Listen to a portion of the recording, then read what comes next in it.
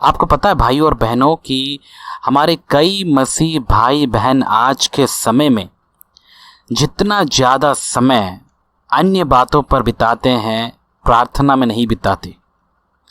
उन्हें प्रार्थना करने का मन नहीं करता। वे कम से कम कभी कभी बाइबल पढ़ ज़रूर लेंगे, चर्च भी चले जाएंगे, लेकिन प्रार्थना करना उनको पसंद नहीं और प्रार्थना करना नहीं चाहते। अब आप ही बताइए, यदि मैं आपसे पूछूं, बताइए आप प्रार्थना कितने समय करते हैं या कब करते हैं? तो मैं सोचता हूं कि आपके पास भी जवाब नहीं होगा, क्योंकि मैं जानता हूं कि आप भी प्रार्थना नहीं करते होंगे। लेकिन आप एक बात जरूर कहेंगे कि नहीं, मैं प्रार्थना तो नहीं करता, लेकिन मैं बाइबल ज़रूर पढ़ता हूं। समय कभी भी या पूरे दिन भर कहीं ना कहीं समय निकाल तो मैं लेता ही हूँ बाइबल पढ़ने के लिए। और कुछ अन्य पुस्तकें भी होती हैं जिसमें अच्छी बातें बताई जाती हैं, जो हमारी चर्च हमको प्रदान करती है, जो हमारी संस्था हमको देती है, उनको भी मैं पढ़ लेता हूँ। लेकिन सच बताऊँ, क्योंकि मैं इतना काम में बिजी रहता हूँ, मुझे प्रार्थना करने का समय ही नहीं मिलता। क्या ऐसी परिस्थिति आपकी है? मैं समझ सकता हूँ, हाँ है। और ये केवल आपकी परिस्थिति नहीं, आजकल बहुत सारे लोगों की यही स्थिति है। और ऐसा नहीं है कि उनको प्रचार करना, या फिर यदि कोई प्रचारक है, जस्ट उदाहरण के तौर पे, जैसे कोई प्रभु का वचन शेयर करना चाहता है, वो शेयर करने में माहिर होगा, उसके लिए वो टाइम पक्का निकालेगा अपने परिवार के साथ में। लेकिन प्रार्थना करने की जब बारी आई, वहीं पर वो ये काम नहीं कर पाता। आलस और करने की इच्छा नहीं होती। अब मैं ये सोच रहा था कि ऐसा होता क्यों है, ऐसा क्यों होता है? और आपको पता है कि जैसा यीशु मसीह ने कहा कि अंत के दिन धोखे से भरे हुए होंगे, और बहुत बड़ा धोखा तो आजकल प्रार्थना के ऊपर भी है। प्रार्थना इस एरिया या इस क्षेत्र में भी धोखा बहुत ज़्यादा है। जैसे कि यदि मैं प्रार्थना के विषय में कहूँ, पता है आपको कि लोग आज के समय में प्रार्थना क्यों नहीं करते हैं? क्योंकि उनको प्रार्थना का मतलब ही नहीं पता। प्रार्थना क्या है उनको पता ही नहीं। अब प्रार्थना क्या है जब उनको पता ही नहीं, तो वो क्यों प्रार्थना करेंगे? क्यों प्रार्थना करेंगे? वे तो करेंगे ही नहीं, क्योंकि उनको पता ही नहीं है। क्योंकि उनको सिखाने वालों ने प्रॉपरली या सही रीति से सिखाया ही नहीं। उनको बस यही बताया गया, प्रार्थना करना है, जब भी तुम प्रार्थना में बैठते हो ऐसा बोला करो, हालेलुया हालेलुया हालेलुया हालेलुया, प्रभु का धन्यवाद, स्तुति हो स्तुति हो स्तुति हो स्तुति हो। और कुछ जो तुम्हारे मन में आता है, जैसे तुमको कोई तकलीफ है या कोई समस्या है, तुम्हारे घर में कोई बीमार है, यदि कोई तुम्हारे घर में या फिर हो सकता है राशन नहीं है, या तुम्हें पैसों की कमी है, तो मांगो। और बीच बीच में कुछ कुछ बाइबल के पदों को भी इस्तेमाल कर लिया करो, क्योंकि प्रभु कोई भूल जाते हैं ना। प्रभु तो भूल जाते हैं, उनको याद दिलाना पड़ता है। प्रार्थना करते समय उनको बोलिए कि प्रभु आप ही ने तो कहा था, मांगो तो तुम्हें मिलेगा, ढूंढो तो तुम पाओगे, और खटखटाओ तो तुम्हारे लिए खोला जाएगा। क्योंकि प्रभु भूल जाते हैं, उनको याद दिलाना पड़ता है।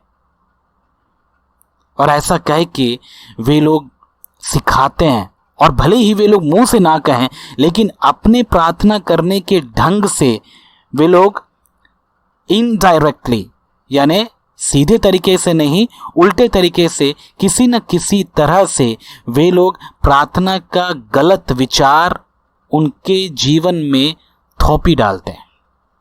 यही है आजकल के लोगों का प्रार्थना करने का तरीका, और प्रार्थना करना कैसे है इसको सिखाने का भी तरीका।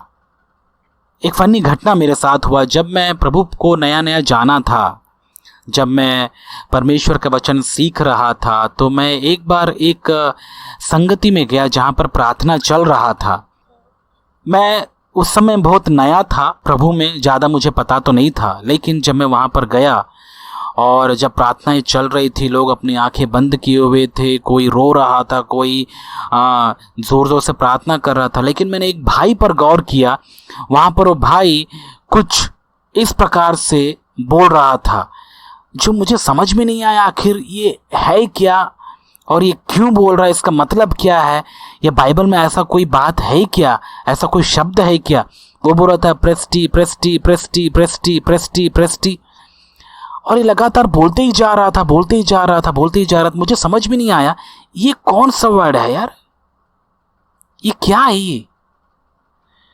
और उसके बाद कुछ ही दिनों के बाद जब मैं परमेश्वर का वचन सीख रहा था, क्योंकि बाइबल में पढ़ता था और बाइबल के कुछ इंग्लिश वर्ड्स को मैं सीख लिया था, तो वहाँ पर कुछ दिनों के बाद मुझे समझ में आया कि वो प्रेस्टी प्रेस्टी प्रेस्टी कुछ था नहीं, वो था प्रेज दी प्रेज दी प्रेज दी, मतलब आपकी स्तुति हो, आपकी स्तुति हो, आपकी स्तुति हो। अब ये भाई तो अंग्रेजी नहीं जानता था, फिर ये भाई ने ये सीखा कैसे, ये पक्का कहीं ना कहीं सुना, कहीं ना कहीं से सीखा, और उनको लगा कि यही है तरीका प्रार्थना करने का। और जब भी प्रार्थना में बैठते हैं या तो बार बार हालेलुया बोलिए, या बार बार ऐसे ही कुछ वर्ड्स निकाल के प्रेज द लॉर्ड ऐसा ऐसा बोलते जाइए, और ऐसे ही प्रार्थना होता है।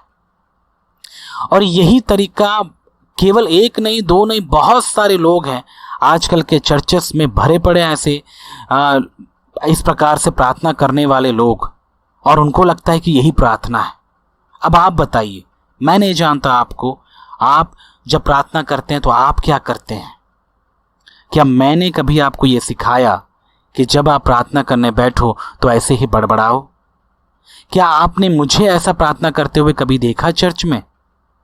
यही बात मैं अपने परिवार से भी पूछूंगा, क्या आपने मुझे प्रार्थना करते समय ऐसे बड़बड़ाते हुए देखा? क्या है आखिर प्रार्थना? प्रार्थना क्या है, इसका मतलब क्या है? और इसका सही मतलब नहीं जानने की वजह से कई बार हमको प्रार्थना करने का मन नहीं करता। और क्योंकि जब ऐसे ही शब्दों को बार बार बड़बड़ाया जाता है, इसका कोई अर्थ तो होता नहीं, बस हम इसको बड़बड़ाते हैं क्योंकि दूसरे भी ऐसे करते हैं। दूसरे हमारे जो पड़ोस में है या हमारे जो बगल में बैठे हैं प्रभु के जो बंदे कहलाने वाले लोग, वो भी तो ऐसे ही करते हैं। और हम क्या करते हैं, उन्हीं को फॉलो करना शुरू कर देते हैं। सोच के देखिए, कोई नया विश्वासी आता है और पास्टर को ऐसे ही करते हुए देखता है तो क्या सोचेगा, शायद वो गलत है और वो पास्टर सही है, तो उसको क्या करना शुरू कर देगा, कॉपी करना शुरू करेगा। और पास्टर भी देखकर खुश हो जाते हैं, ये बिना सोचे समझे कि भाई तुम गलत तरीके से उसको डुप्लीकेट करवा रहे हो, गलत उन पर इंप्रेशन पड़ रहा है। प्रार्थना ये नहीं होता, प्रार्थना बड़बड़ाना नहीं होता। और कई तो ऐसे भी हैं जो प्रार्थना का मतलब ये सोचते हैं कि केवल मांगना ही होता है। कुछ ही दिनों पहले हम एक परिवार से मिलने गए, हम पूरे परिवार के साथ में वहाँ पर गए और वहाँ पर कुछ बच्चों के साथ हम मिले। और प्रार्थना करते समय बच्चे भी बहुत एक्टिव होते हैं, बच्चे बहुत अच्छी कॉपी कर लेते हैं, और बच्चों के माध्यम से हमको पता चल जाता है कि माँ बाप किस प्रकार से प्रार्थना करते होंगे। तो मैंने बच्चों पर गौर किया, और वहाँ पर जब प्रार्थना शुरू हुआ तो बच्चे ने मानो एक लंबी सी लिस्ट बना के रखी हो, जहाँ वो एक एक करके सारे जो विनतियां हैं, जो दुख तकलीफ उनके परिवार में चल रहा हो, वो सारे दुख तकलीफ़ों का पोथी चिट्ठा उस प्रार्थना में खोल दिया। और उसने फिर जब वो मांगना शुरू किया उस बच्चे ने, प्रभु ये दे दे, वो दे दे, ऐसा कर दे, वैसा कर दे, ये कर, वो कर, और बीच बीच में वचन का क्या, वो परमेश्वर को याद भी दिलाना है ना। जैसे मैंने कहा था पहले भी, परमेश्वर को हम याद भी दिलाते कई वचन बता के, कहीं प्रभु भूल ना जाए, तो दे ये कर दे, वो कर दे, ये सब करते करते उसने कितना समय उस बच्चे ने ले लिया। और मुझे हैरानी हुई, और उस बच्चे को लगा मैंने बहुत अच्छी प्रार्थना कर दी। इस धोखे में वो बच्चा अब धीरे धीरे बढ़ेगा। बड़ा होने के बाद भी कोई इससे पूछेगा प्रार्थना का मतलब क्या होता है?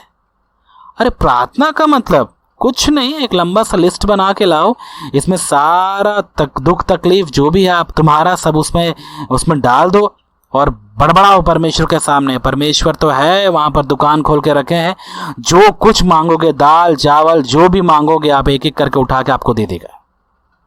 यही तो होता है प्रार्थना, है ना हैरानी की बात।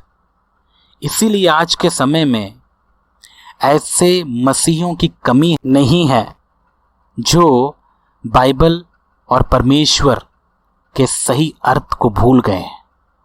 उनको पता नहीं है परमेश्वर हमारा कौन है, और वो जब बाइबल पढ़ते हैं वो केवल एक फॉर्मेलिटी होती है क्योंकि उनको पढ़ना ही है। और कई लोग तो इसलिए भी पढ़ते हैं क्योंकि उनको थोड़ा बहुत नॉलेज भी होना चाहिए आज के समय में।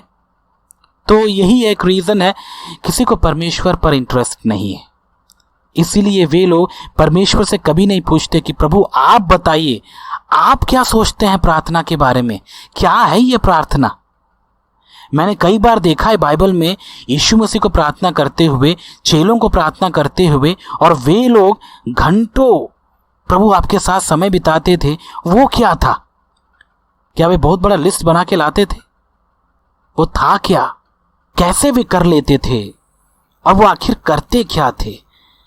उनके नजरिए से प्रार्थना का मतलब क्या था?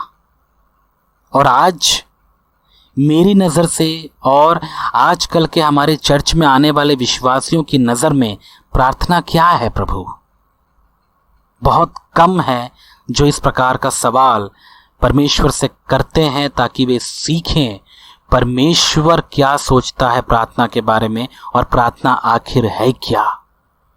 यही है आज के समय की सबसे बड़ी विडंबना, क्योंकि इससे पता चलता है कि कितना ज़्यादा हम परमेश्वर से दूर हैं। आज के समय में पाखंडियों की कमी नहीं, हर चर्चस में कूट कूट के भरे हुए हैं। क्योंकि पहले तो मसीहों की कमी थी, लेकिन आजकल इन नामधारी मसीहों की कमी नहीं है, भीड़ की भीड़। और जिस जगह पर हम रहते हैं यहाँ पर ऐसे कई चर्चेस हैं जहाँ पर लोग भीड़ उमड़ पड़ती है, और वे जाते हैं, वे चीखते हैं, चिल्लाते हैं, जोर जोर से हालेलुया बोल देते हैं, और उनको लगता है कि यही प्रार्थना है।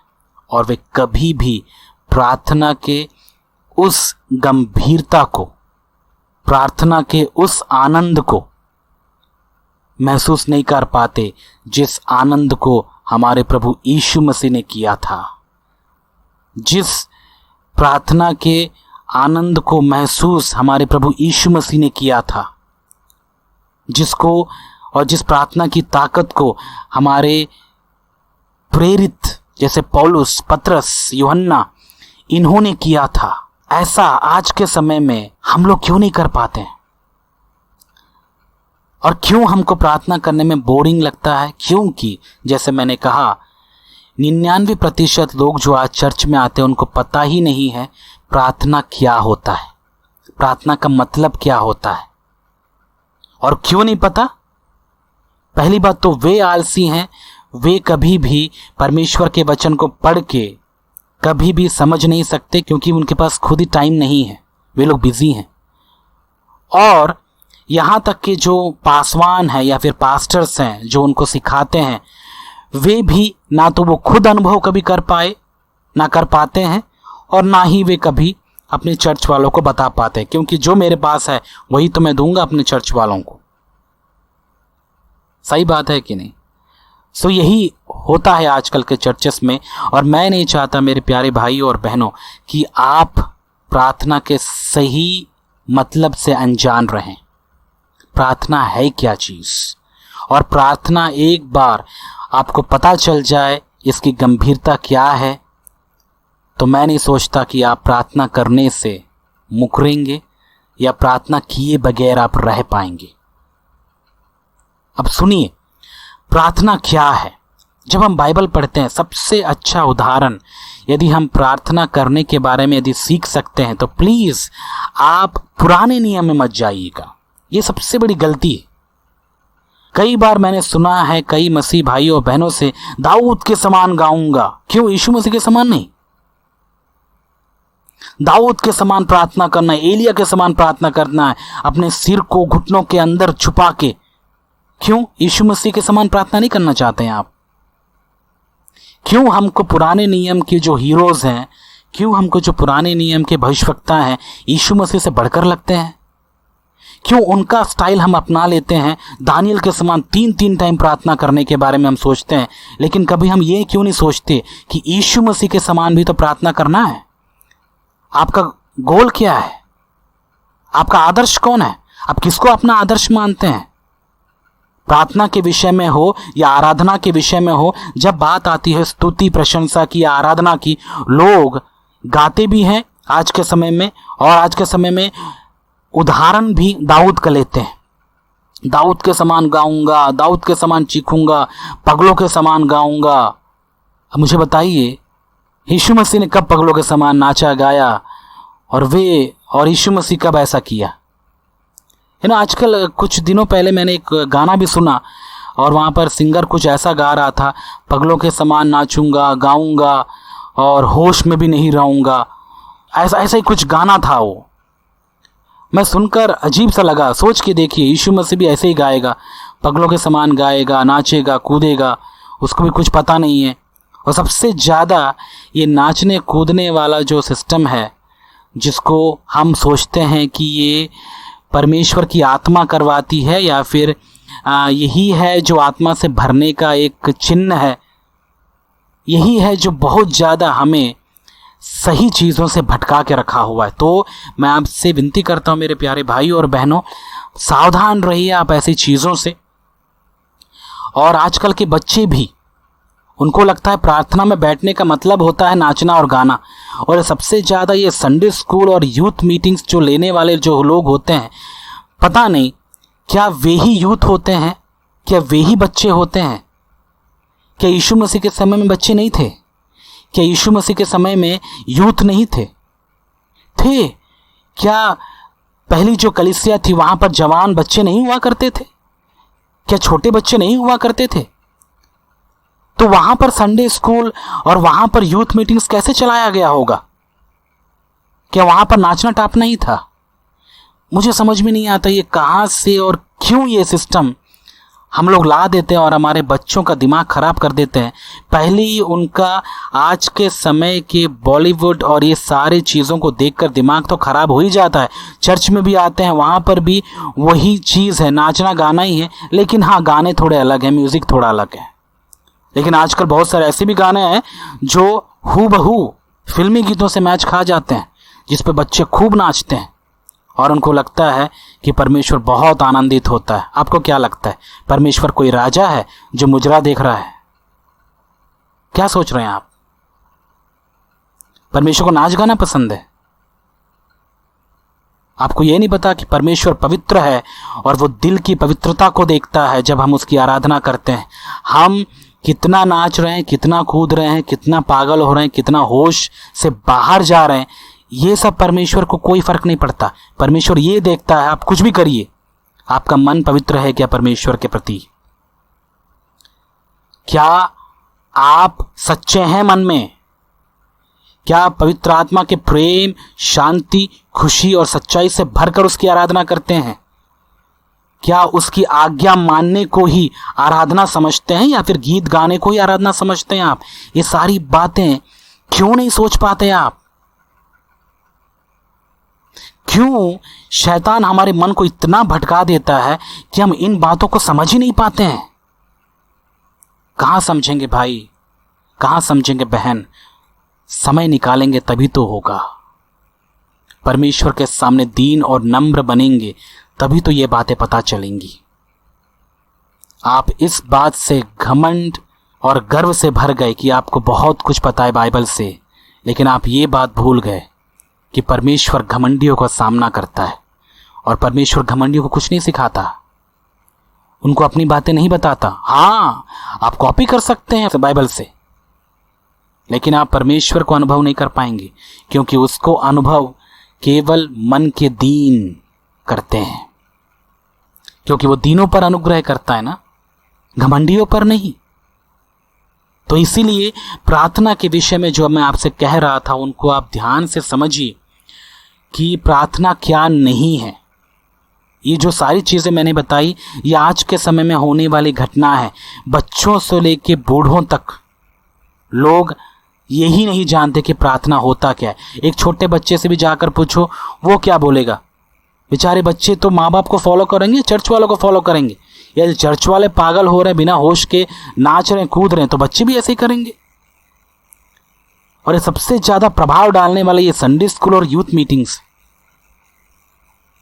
दुर्भाग्यवश मैं भी रहा हूं संडे स्कूलों में, मैंने भी सिखाया संडे स्कूलों में, और क्या पता उस समय इतना परिपक्वता नहीं रहने की वजह से कई बार वैसी भी चीज़ें हम कर जाते हैं जो परमेश्वर की नज़र में इसका कोई मूल्य ही नहीं है। हम बच्चों को बचपन में ही भटका देते हैं संडे स्कूल के माध्यम से, ये बताते हुए कि प्रार्थना का मतलब ही होता है कि हम क्या करें, मांगें, या आराधना का मतलब ही यही होता है चीखे चिल्लाएं, नाचे गाएं। बचपन से उनके मन में हम डाल देते हैं बातों को, इसलिए बच्चे भी क्या करें, बड़े होने के बाद भी वैसा ही है जैसे बचपन में सिखाया गया। ऐसे बहुत से चर्चेस में होता है, याद रखिएगा। आप सोच के देखिए यीशु मसीह कैसे सिखाएंगे बच्चों को। सोच के देखिए यीशु मसीह के जो चेले थे, क्या वे बूढ़े थे, जवान नहीं थे? उन लोगों ने कैसा सीखा? क्या उन जवानों को सिखाने के लिए यीशु मसीह एक्शन सॉन्ग कर रहे थे? बोलिए। जैसे हम लोग आते हैं, नाचेंगे हम तो नाचेंगे, गाएंगे हम तो गाएंगे, अच्छा लगता है। सोच के देखिए यीशु मसीह ने ऐसा सिखाया हो अपने चेलों को? मैं नहीं सोचता, मैंने नहीं पढ़ा कभी ऐसा। यही तो प्रॉब्लम है, हम एक गलत दृष्टिकोण हमारे जवानों में और हमारे बच्चों में डाल देते हैं, क्योंकि हमको ही नहीं पता सच क्या है। और विशेष करके जो प्रार्थना के विषय में जो हम आज बातें कर रहे हैं, उसके विषय में यदि हम सोचें और समझें, तो मैं आपसे यही आग्रह करूंगा, यदि आपको प्रार्थना का रोल मॉडल किसी को रखना है तो आप प्लीज़ यीशु मसीह को रखिए और किसी को रोल मॉडल मत बनाइए। क्योंकि जहाँ तक मैं हमारे चर्च की बात करूँ या हमारे संगति की बात करूँ, देखो भाई और बहनों, जैसे कि मैंने आपको बताया, हम यीशु मसीह के शिष्य हैं, हम उसके डिसाइपल्स हैं। हम डेविड को फॉलो नहीं करते हैं या फिर हम डैनियल को फॉलो नहीं करते हैं। उनके शब्द हैं जो हम पढ़ते हैं ज़रूर हैं, लेकिन उनके शब्दों में जो मसीह छुपा हुआ है उसको हम फॉलो करते हैं, राइट? तो यही है, जब हम किसी को फॉलो करने की बात आती है तो हम किसको फॉलो करते हैं? यीशु मसीह को। प्रार्थना का वही एक सच्चा और सही रोल मॉडल है। यीशु मसीह ने कैसा प्रार्थना किया, वही प्रार्थना का जो मेथड हमको सीखना है, वही है सही प्रार्थना, वैसा ही हमको करना चाहिए। अब प्रार्थना, यदि हम नई वाचा के अनुसार प्रार्थना के मतलब को जाने, ये शब्दों से कहीं परे। प्रार्थना केवल मुंह से बड़बड़ाने वाली कोई चीज़ नहीं है, जैसे कई लोग सोचते हैं कि प्रार्थना में आओ, बड़बड़ाओ, 2-3 हालेलुया बोलो, 2-3 बाइबल वचन बोलो और प्रेज द लॉर्ड बोलो, कोई चीज़ें को बड़बड़ाओ बार बार। ये नहीं है। नए नियम के अनुसार प्रार्थना परमेश्वर के साथ संगति रखने को कहते हैं। परमेश्वर के साथ वो नज़दीकी का संबंध और परमेश्वर के साथ समय बिताने को कहते हैं। जैसे आप अपने परिवार के साथ समय बिताते हैं, कई लोग तो बहुत अच्छे हैं, जैसे ही संडे होता है वे लोग घूमने चले जाते हैं, परिवार के साथ बहुत समय बिताते हैं। एक बात बताइए, जब आप अपने परिवार के साथ समय बिता सकते हैं तो क्यों आप परमेश्वर के साथ कुछ देर बैठकर समय क्यों नहीं बिता सकते? और जब भी आप बैठते हैं केवल मांगते ही रहते हैं, ये भी नहीं सोचते क्या परमेश्वर केवल देने के लिए ही है? क्या वो नहीं सोचता आपके बारे में? आप क्यों नहीं सोचते उसके बारे में फिर? तो जैसे कि मैंने बताया, देखिए प्रार्थना जो है नई वाचा के अनुसार यदि हम सीखना चाहते हैं तो यीशु मसीह से हम सीखें। यीशु मसीह प्रार्थना करते थे और चेलों ने सीखा यीशु मसीह से प्रार्थना का मतलब क्या होता है। यीशु मसीह जब भी प्रार्थना करते थे, चेले देखते थे उन्हें और उनको देखकर वे प्रोत्साहित होते थे, प्रेरणा मिलती थी उनको कि वे भी प्रार्थना करें। तो एक दिन उनको रहा नहीं गया, वे गए यीशु मसीह के पास और उन्होंने कहा, प्रभु बताइए कैसे प्रार्थना करें, आप करते क्या हैं? अकेले में घंटों समय बिताते हैं, इतने थक जाते हैं, फिर भी आप कैसे समय बिता लेते हैं? ये क्या है ये? तब यीशु मसीह ने उनको प्रार्थना करना सिखाया, जो हम बोलते हैं प्रभु की प्रार्थना, हे हमारे पिता तो जो स्वर्ग में है, ये वाली प्रार्थना। और ये तो प्रार्थना आजकल लोग रट भी लेते हैं, बिना सोचे समझे कुछ भी बड़बड़ाते रहते हैं। वही है, यही तो हमारा प्रॉब्लम है, हम रटने में बहुत अच्छे हैं, समझने में कमज़ोर। जैसे कि स्कूल में बच्चे जाते हैं, एग्ज़ाम देने की बात आती है, रट के चले जाते हैं, बिना सोचे समझे कि वे क्या लिख रहे हैं, क्या पढ़ रहे हैं। ऐसे ही रटने वाले तोते चर्चेस में भी पाए जाते हैं। मेरा बेटा भी स्कूल जाता है, वहाँ पर है तो नाम के लिए वो क्रिश्चियन स्कूल, लेकिन वहाँ पर भी कई क्रिश्चियन टीचर्स हैं जो यही प्रार्थना रोज़ दोहराते हैं, हे हमारे पिता तू जो स्वर्ग में है, तेरा नाम पवित्र माना जाए। और बच्चे रट ही लेते हैं इससे और बड़बड़ाते रहते हैं। जब भी टीचर बोलती है चलो बेटा शुरू हो जाओ, स्टार्ट करो, आवर फादर इन हेवन, बस उसके बाद सारे बच्चे फिर पीछे बड़बड़ा के ख़त्म कर देते हैं। टीचर ये भी नहीं सोचता कि बच्चों को समझ में आ रहा है कि नहीं समझ में आ रहा है, क्योंकि टीचर को ही नहीं समझ में आ रहा होगा। ऐसे ही तो होता है, यदि मुझे नहीं समझ में आया तो मैं कैसे समझाऊंगा आपको। इसीलिए यीशु मसीह ने कहा बड़बड़ाओ मत। जब भी तुम प्रार्थना में बैठते हो बड़बड़ाओ मत। बड़बड़ाने का मतलब है बिना सोचे समझे चीज़ों को व्यर्थ बोलना। ऐसा ही है कई लोगों की प्रार्थना, कुछ भी बोलते रहते हैं। कई लोग तो प्रार्थना में बड़ी एक्टिंग भी करते हैं और वहीं पर उनका सारा एक्टिंग बाहर आ जाता है, समझ में आ जाता है कितने अच्छे एक्टर्स हैं वे लोग। मैं नहीं चाहता कि प्यारे भाई और बहन आपके साथ ऐसा हो। मैं चाहता हूं कि आप प्रार्थना के सही मतलब को समझिए। तो जब मैं यीशु मसीह को देखता हूं और उनके प्रार्थना करने के ढंग को देखता हूं, तो मैं ये समझता हूं कि यीशु मसीह के अनुसार प्रार्थना का मतलब कोई चीज़ मांगना या फिर बड़बड़ाना नहीं था। वो परमेश्वर के साथ संगति या सहभागिता या समय बिताना था। पूरे दिन भर यीशु मसीह सेवा करते थे और जब भी उनको समय मिलता वो परमेश्वर के साथ बैठ जाते थे, उसकी आवाज़ सुनने के लिए, उसको महसूस करने के लिए, अपनी बातों को शेयर करने के लिए। और एक आदान प्रदान होता था वो प्रार्थना में, एक शेयरिंग प्रोसेस था जहाँ पर यीशु मसीह पिता को अनुभव करते थे। और ज़्यादा से ज़्यादा समय, क्योंकि यीशु मसीह को पता था कि वो प्रभु हैं, वो पिता हैं, तो यीशु मसीह उनकी आवाज़ सुनते थे, सुनने में ज़्यादा समय बिताते थे। मुझे नहीं पता कि आप सच में ऐसी संगति किसी के साथ करते हैं कि नहीं करते हैं। जब मैं पढ़ाई कर रहा था, मेरे कुछ दोस्त थे जो मेरे साथ पढ़े थे और हम अक्सर घंटों समय बिताते थे बैठकर और केवल प्रभु की बातें करते हुए।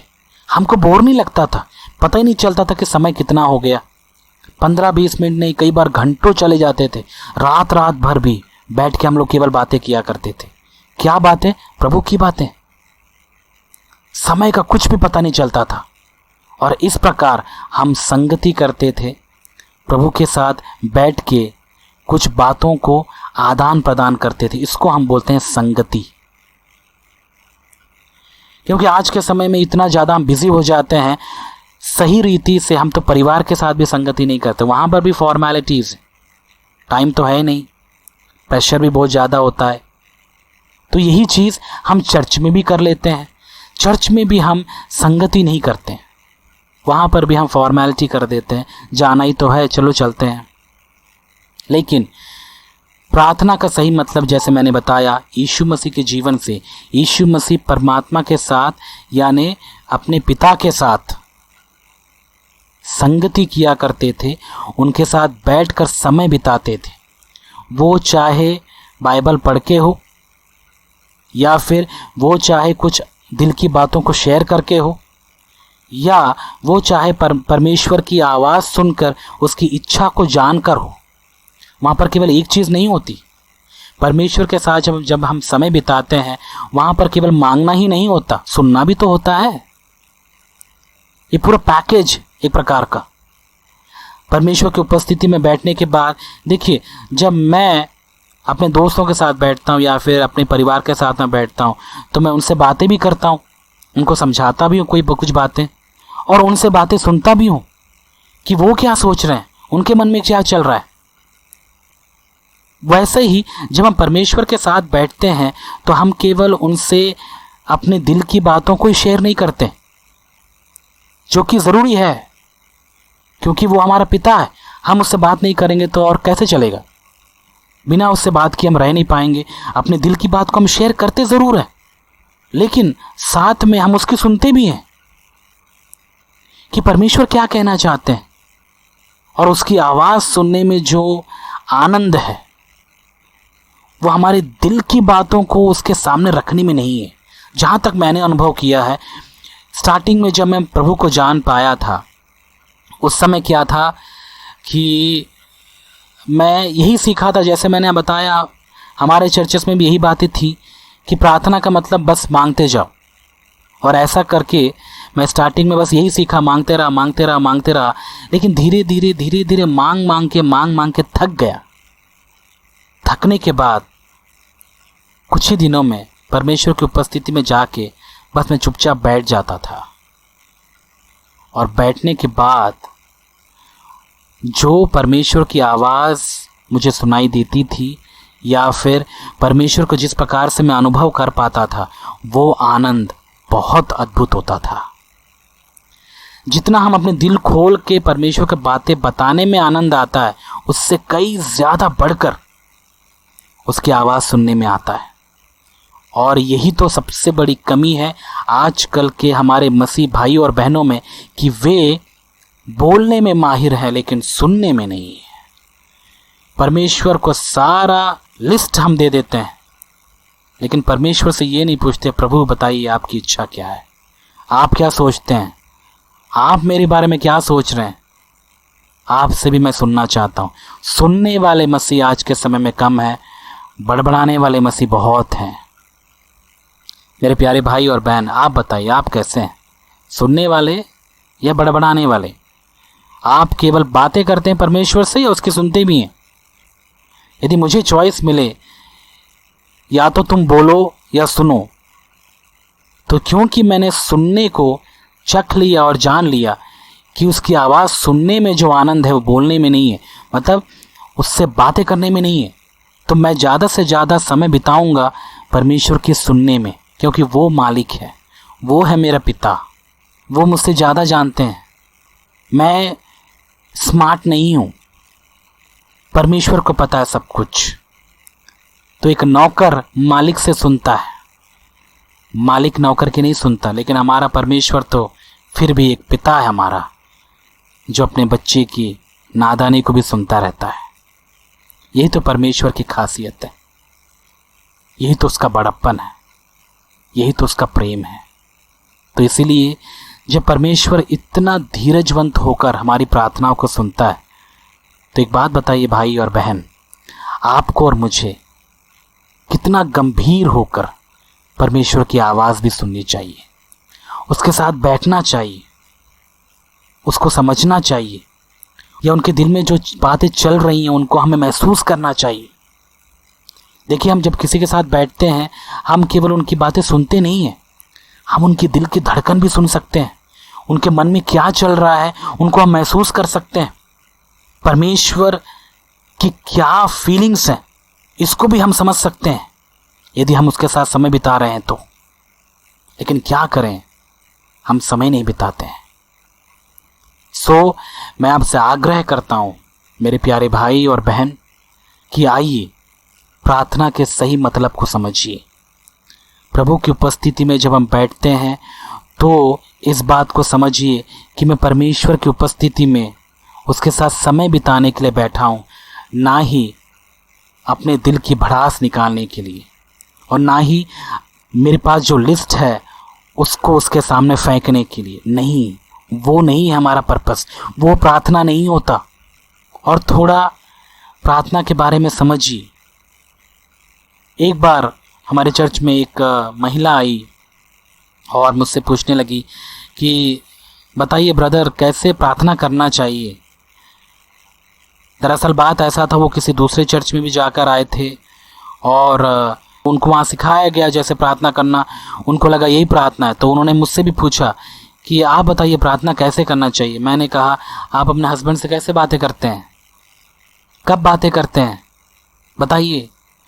तो उन्होंने बोला इसका कोई रूल तो नहीं है, मैं तो बातें करती हूँ उनसे, समय बिताती हूँ उनके साथ में, अपनी बातें भी शेयर करती हूँ, उनकी बातें भी सुनती हूँ और उसका कोई टाइम टेबल नहीं होता, जब भी मेरा मन चाहे।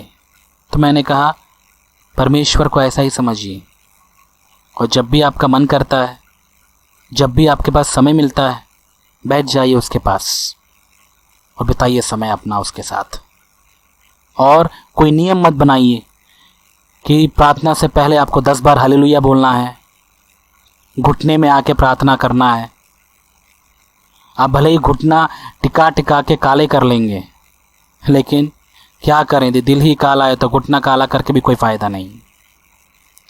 ठीक है, तो ये सब चीज़ें पुराने नियम में बहुत ज़्यादा आकर्षित लगती थी, लेकिन नई वाचा के अनुसार परमेश्वर का पूरा ध्यान अभी हमारे दिल पर है, हम मन में कैसे हैं ये ज़्यादा परमेश्वर गौर करते हैं।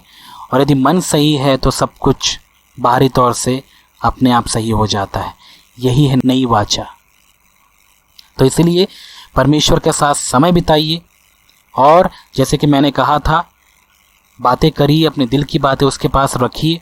जब भी आप प्रार्थना में बैठते हैं, ये सोच के अपने मन को बोलिए आप, मैं परमेश्वर के साथ समय बिताना चाहता हूँ, जिसमें मैं अपनी बातों को भी उससे रख पाऊँ और उससे बढ़कर मैं अपने पिता की बातें सुनूं, क्योंकि मेरा पिता बहुत अच्छा है, वो मुझसे बहुत प्यार करता है। ठीक ऐसा यदि आप करेंगे तो मैं समझता हूँ आपको प्रार्थना कभी बोरिंग नहीं लगेगा। जैसे आपको लगता है बड़बड़ाते समय, थोड़े दिन ही बड़बड़ाएंगे, थक जाएंगे, बंद हो जाएगा सब कुछ। लेकिन यदि आप प्रार्थना के इस आनंद को महसूस कर पाएंगे जो मैं आपको बता रहा हूँ, संगति का, सहभागिता का, उसके साथ समय बिताने का। मैं ये भी नहीं कहता कि बाइबल मत पढ़िए प्रार्थना के समय। देख, जैसे मैंने बताया, ये एक टोटल चीज़ें हैं, मतलब एक टाइप का पैकेज जैसा सोच के चलिए आप। जब आप बैठते हैं परमेश्वर की उपस्थिति में, आप बातें भी करिए, उससे सुनिए भी और उसके वचनों को भी समझिए, पढ़िए उसको, लेकिन परमेश्वर की उपस्थिति में। समझ में आ रहा आपको? परमेश्वर की उपस्थिति में जो भी करना आप करिए, तभी आपको परमेश्वर की उपस्थिति का आनंद महसूस होगा। और जो बातें आप पढ़ भी रहे हैं, प्रभु आपको सिखाएंगे। यदि आप बाइबल पढ़ना चाहते हो, उसकी उपस्थिति में समय बिता रहे हैं आप उसके साथ, चलिए बाइबल ही आप पढ़ रहे हैं, तो प्रभु से कहिए, पवित्र आत्मा, प्रभु मुझे इन वचनों को सिखाइए, आप मुझे बताइए यहाँ पर क्या लिखा है, और ये बातें मेरे जीवन में कितनी हैं कितनी नहीं हैं, मुझे बताइए। और देखिए परमेश्वर कितने अद्भुत तरीके से आपसे बातें करेंगे, और जब आप उसकी आवाज़ सुनेंगे आपका जीवन बदलेगा। एक बात पता है, आज के समय में लोग प्रभु की उपस्थिति में बैठने का दावा करते हैं, चर्च में जाने का दावा करते हैं, लेकिन कोई बदलाव उनके जीवन में नहीं दिखता। क्यों? क्योंकि वे लोग बोलते ज़्यादा है, सुनते कम है, परमेश्वर की आवाज़ नहीं सुनते हैं। और वचन में लिखा है, परमेश्वर का वचन क्या है? हथौड़ा है और ये दोधारी तलवार है। और सबसे बड़ी बात, जब परमेश्वर कुछ बातें कहते हैं तो बिना काम किए वापस नहीं आता। इसका मतलब वो कुछ न कुछ बदलाव करता है। तो बदलाव, एक आत्मिक बदलाव वही अनुभव कर सकते हैं जो परमेश्वर की आवाज़ सुनते हैं। परमेश्वर के सामने बड़बड़ाने वाले तो अविश्वासी भी हैं, वे बड़बड़ाते रहते हैं, पूरा जाप तंत्र मंत्र सब कुछ कर लेते हैं, उनके जीवन में कोई बदलाव नहीं आता। क्यों? वे बड़बड़ा रहे हैं ना, परमेश्वर थोड़ी बात कर रहा उनसे। तो आज के समय में ऐसे विश्वासी बहुत हैं जो बड़बड़ाते रहते हैं, इसीलिए उनके जीवन में कोई बदलाव नहीं आता। पहले भी घमंडी थे, आज भी हैं। पहले भी लालची थे, आज भी हैं। पहले भी उनका जीवन वैसा ही था, निराशा से भरा हुआ, आज भी वैसा ही है, कोई बदलाव नहीं आया। घिसी पिटी बातों को बार बार दोहराते रहते, कोई फ्रेशनेस नहीं है, नई चीजें नहीं है। क्यों? सुन नहीं रहे हैं वे लोग, वे केवल बड़बड़ा रहे हैं। इसीलिए आइए बड़बड़ाना थोड़ा कम कर दीजिए, सुनना शुरू कर दीजिए। प्रभु की आवाज़ सुनेंगे तो आपका जीवन बदलेगा। प्रभु यीशु मसीह की जो सुंदरता है आप में, उसके वचन के द्वारा झलकेगा, लोग देखेंगे और प्रभु की महिमा होगा। यही तो हमारा उद्देश्य है। यदि आप चाहते हैं कि आप यीशु मसीह के समान बने, तो उसका वचन ही है जो आपको बदल सकता है। ये तब पॉसिबल है जब आप उसके साथ समय बिताएंगे। तो आइए, शायद मैंने बहुत समय ले लिया आपका, लेकिन अंत में मैं आपसे ये कहना चाहता हूँ, मेरे प्यारे भाई और बहन, याद रखिए परमेश्वर आपसे बहुत प्यार करता है। वो चाहता है कि आपके साथ समय बिताएं, लेकिन क्या आप चाहते हैं उसके साथ समय बिताना, उसकी आवाज़ सुनना, या उसके इच्छा को जानना, उसके दिल की धड़कन को सुनना, उसके मन में आपके प्रति क्या है उसको जानना, वो क्या सोच रहे हैं आपके बारे में, इस दुनिया के बारे में? इन चीज़ों को यदि आप जानना चाहते हैं तो आइए उसकी उपस्थिति में हम बैठे और प्रार्थना का सही मतलब समझें। टाइम वेस्ट हम मत करें, यही मैं आपसे कहना चाहता हूँ। प्रभु आपको आशीष दे और आपकी सहायता करे कि सही प्रार्थना का मतलब अनुभव के जरिए आप प्राप्त कर पाएं। प्रभु आपको आशीष दे। आमीन।